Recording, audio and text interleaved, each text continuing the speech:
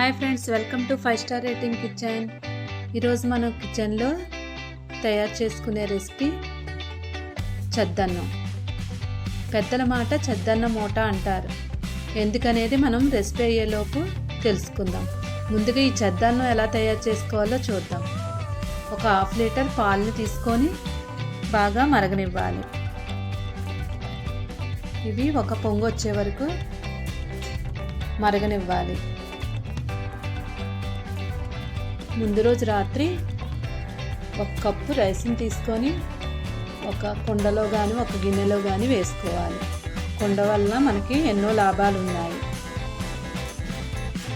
తర్వాత మనం ముందుగా మరిగించిన పాలని దానిలో వేసుకోవాలి.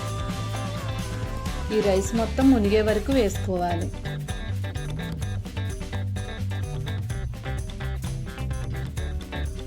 చద్దన్నం వల్ల బలం, శక్తి, ఆరోగ్యం, ఖర్చు లేనిది టానిక్ లాంటిది. వ్యాధులన్నిటినీ పోగొడుతుంది. ఇది మనం 40 డేస్ అయితే తిన్నట్లయితే గ్యాస్ ప్రాబ్లం ఉన్న వాళ్ళు ఎవరికైనా అరికెడుతుంది. ఒక ఉల్లిపాయను తీసుకొని పెద్ద పెద్ద ముక్కలుగా కట్ చేసుకోవాలి. ఇంకా 2 పచ్చిమిరపకాయలు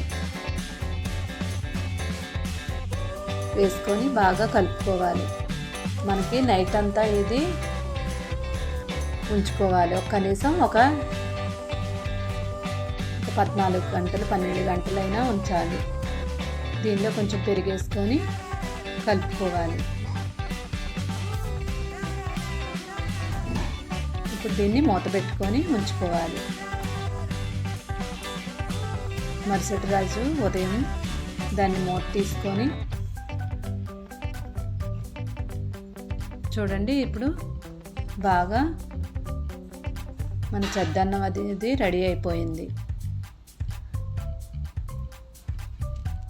చూడండి, ఉల్లిపాయలు ఎంతెంత ముక్కలు కోసుకుంటే మనం చద్దన్నం తినేటప్పుడు ఈ పచ్చిమిరపకాయలు, ఉల్లిపాయలని అన్నంతో పాటు నంచుకోవచ్చు. ఎటువంటి పచ్చడి అనేది అవసరం ఉండదు.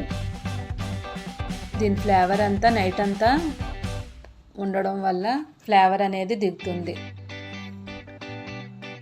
పెద్దల మాట చద్దన్నం మూటని ఎందుకన్నామంటే పెద్దలు ఎప్పుడు మనకి చెడు మాటలు చెప్పరు, మన మంచి కోసమే చెప్తారు. అలాగే చద్దన్నం కూడా మనకి మంచి చేస్తుంది కానీ హాని చేయదని అలాగంటారు. పెద్దల మాట చద్దన్న మూట అని. చూశారు కదండి, ఇలాంటి మంచి మంచి వీడియోలు, రెసిపీలు మన ఛానల్లో తయారు చేసుకుందాం.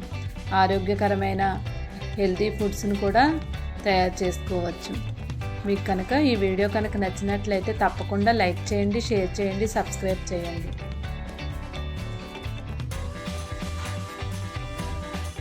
Thank you for watching 5 Star Rating Kitchen.